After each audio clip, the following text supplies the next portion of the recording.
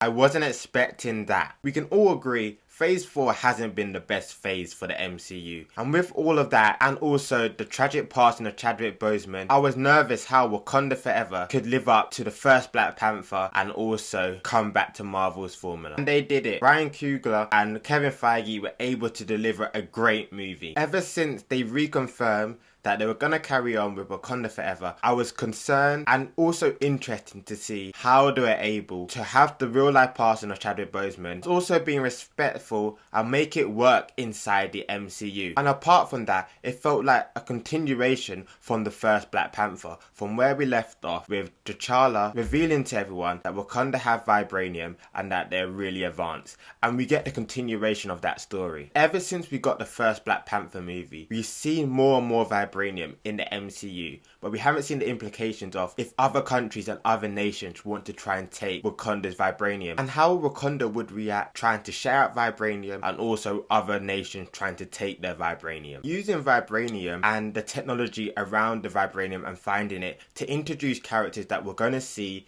in future MCU projects was a great way of doing it, and it fit and worked seamlessly. Starting off with Ironheart Riri Williams, the newest character into the MCU, and it's been announced for a while that she's gonna get her own TV spin-off show on Disney Plus, and that she was going to first appear in Wakanda Forever. And that seemed kind of strange. A character which builds her own suit like Iron Man and is going to have her own series, why is she first appearing in Wakanda Forever? However, her introduction into the MCU was able to work really well, as they were able to give us a bit of an understanding and a background about her without overstuffing and giving us so much information that we feel like we already know her before she gets her own show. So we still have room to explore her character in the show based on what she said about how she's in MIT, her relationship with her dad, and now we have a base point to go with this character. And also linking her to the vibranium tech, being able to find out where the vibranium was, as I said, was a good way of introducing her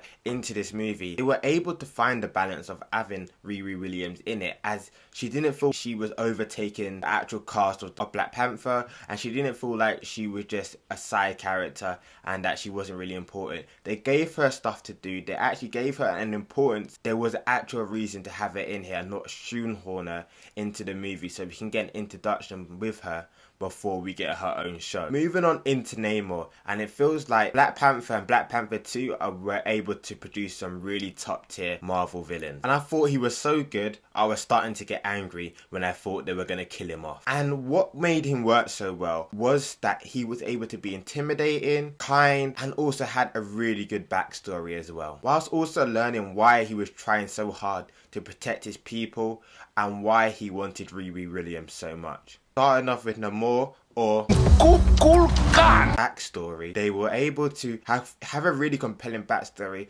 for why he hates surface world so much and why he would actually look to destroy it. We've seen it a lot in the past in the MCU, villains that are trying to take over, but you don't really have a compelling or a good understanding why they would want to take over. However, what they were able to do with Namor and have the backstory of seeing what's happened to the surface world, seeing what happened when he was trying to bury his mother, and having the people in captive, even though that's not the best reason to want to take over and destroy the surface world, gives us an understanding for why he hates the surface world so much and why he would want to take vengeance on them for that. And another reason why his character worked so well was because he was also able to be kind and really endearing, however also being able to switch it and be intimidating and ruthless to get what he wants and to have it his own way. And even though him and Shuri really agree on the basic concept of we should stop the surface world, we should stop the rest of the world from being able to detect vibranium, it's just how it should be done, which is the big difference. And whilst this is happening, being able to see a different side of Namor and really portraying him as a caring person, being able to show Shuri around and showing Shuri around Atlantis and what vibranium is to these people, is built all around them. So having the rest of the world being able to detect this, you can see the danger it causes him and his people and why he's so determined to stop this at any cost. And along with that performance, other performances from the likes of Letitia Wright and Angela Bassett, characters that were both side characters in the first Black Panther, really there to make the jokes. The question is, what are those?